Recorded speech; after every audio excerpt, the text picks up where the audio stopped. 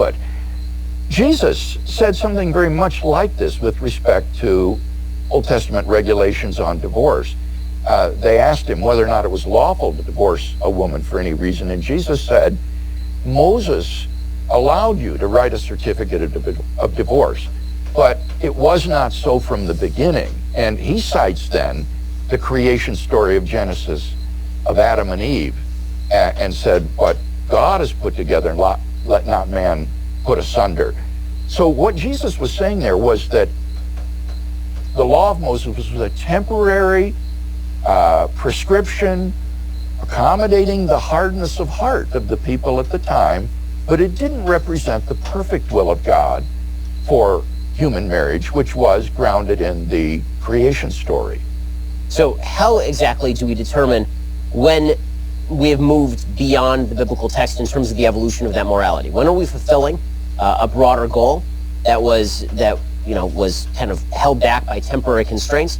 And when are we moving utterly beyond it? And again, here I'm thinking of same-sex marriage. So when it comes to same-sex marriage, the argument is now being made by people in liberal churches, including Pete Buttigieg, who's running for president, that basically Jesus was seeking equal respect for everyone. He cared about the least of these, and that prescriptions on homosexuality were really more, and homosexual activity were not eternal precepts, but were really attempting to crack down on the promiscuity of the time, or they were temporary expedients.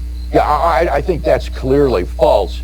When you look at these regulations, both in the Old Testament and then they're repeated in the New Testament in the strongest terms in Romans chapter 1, there's no doubt that Paul is thinking of this as a moral law that has abiding significance.